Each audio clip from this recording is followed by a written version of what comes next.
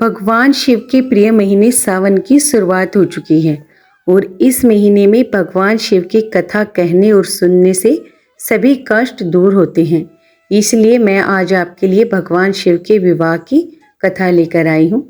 हिमालय के राजा हेमवंत और उनकी पत्नी मैना देवी शिव जी के बहुत बड़े भक्त थे। उनकी इच्छा एक ऐसी पुत्री पाने की थी जिसका विवाह वो भगवान शिव के साथ कर सकें। मैना देवी ने शिवजी की पत्नी गोरा देवी को प्रसन्न करने के लिए कठोर तपस्या शुरू कर दी। वो कई दिनों तक बिना खाए पिए तप करती रही। गोरा देवी को हम माता सती के नाम से भी जानते हैं। माता गोरा देवी ने प्रसन्न होकर मैना देवी की बेटी के रूप में जन्म लेने का वचन दे दिया। फिर जब राजा दक्ष ने यज्ञ में शिवजी का अपमान करने के लिए सभी देवताओं को बुलाया, पर माता सती और शिव जी को नहीं बुलाया। माता सती बिना बुलाए ही चली गई। राजा दक्ष ने बिना बुलाए आने पर माता सती को अपमानित किया और इसीलिए माता सती ने आग में कूदकर अपनी जान दे दी।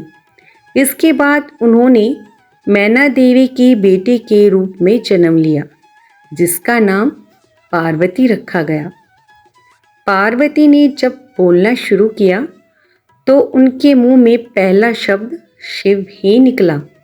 वो बड़ी होकर बहुत ही सुंदर युवती बनी।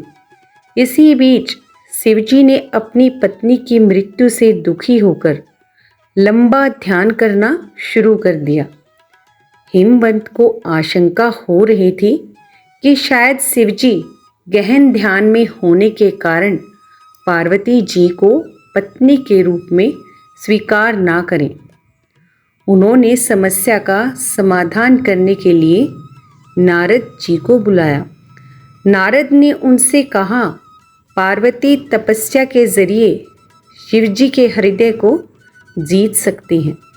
हेमवंत ने पार्वती जी को शिव जी के पास ही भेज दिया। पार्वती ने दिन रात उनकी पूजा की और सेवा की। शिवजी पार्वती की भक्ति से बहुत प्रसन्न हुए। उन्होंने माता पार्वती की परीक्षा लेने का निश्चय किया। उन्होंने एक युवा ब्राह्मण का रूप धारण किया और पार्वती जी के पास जाकर कहने लगे कि इस भिखारी की तरह रहने वाले शिव जी से विवाह करना सही नहीं होगा। माता पार्वती को यह सुनकर बहुत ही क्रोध आया और उन्होंने स्पष्ट कह दिया कि वो शिव को छोड़कर और किसी के साथ विवाह नहीं करेंगी। उनके उत्तर से संतुष्ट होकर शिव अपने असली रूप में आ गए और माता पार्वती से विवाह करने को तैयार हो गए। हेमवंत ने बड़ी धूमधाम से दोनों का विवाह कर दिया। दोस्तों, अगर आपको मेरी ये कथा पसंद आई हो तो प्लीज़ वीडियो को लाइक और शेयर कर दें और मेरी अगली वीडियो का नोटिफिकेशन आपको सबसे पहले मिले, इसीलिए चैनल को सब्सक्राइब कर लें। Thank you for watching.